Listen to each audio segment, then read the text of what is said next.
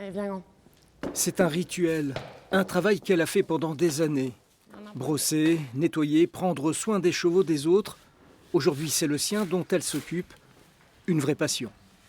Elle a toujours été là. J'ai commencé au Poney Club je devais avoir 3 ans et demi. Et elle m'a jamais quittée. Alors j'aurais voulu m'installer avec les chevaux. L'accès au foncier est assez compliqué, donc j'ai pas trouvé de terrain. Et du coup, on a trouvé un autre projet.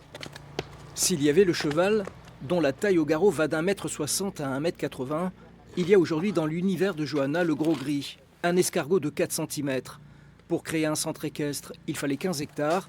Pour une ferme à escargots, il n'en faut qu'un. Johanna a fait son choix. Johanna, qu'est-ce que vous êtes en train de faire? Alors là, on fait le ramassage des escargots. Donc là, c'est la fin. On a déjà fait le plus gros. J'en mets à peu près 250 000 dans les parcs et j'ai à peu près 30-35% de pertes. Donc ça nous fait encore un bon 200 000 escargots à ramasser. Ils vont rester en séchage pendant 15 jours et après, on passe au décoquillage dans les laboratoires. Au laboratoire, là aussi, il y a un rituel. Il faut s'équiper, se nettoyer les mains avant de travailler. Un travail en plusieurs étapes. Là, c'est la dernière étape avant la surgélation. On fait le beurrage des escargots. Donc, je prépare mon beurre en amont avec un persil frais, de l'ail frais, un beurre extra fin et un petit peu de piment d'Espelette pour rehausser le beurre. C'est un beurre que vous faites vous-même? Tout à fait. Ce travail d'élevage et de préparation est entièrement réalisé par Johanna, une marque de fabrique artisanale à laquelle elle tient, un gage de qualité à la française. On n'est pas nombreux en tant qu'héliciculteurs.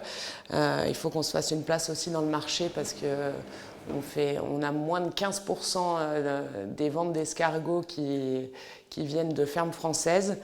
Donc c'était déjà important pour moi. Le monde agricole est très important pour moi. Je voulais absolument travailler dans ce monde-là. C'est une passion, l'agriculture. Donc l'élevage d'escargots me correspondait bien. Salut! À la ferme ou chez les restaurateurs qu'elle livre, la jeune femme trouve une clientèle qui apprécie ses produits. Johanna, elle propose une recette à la truffe, donc elle a un peu twisté la recette classique à l'ail. Et c'est super pratique et surtout excellent dans ces petites croquis qui sont mangeables. C'est idéal pour l'apéritif, convivial, très bon. Noël arrive, l'escargot sera certainement sur les tables, entre le foie gras et le saumon.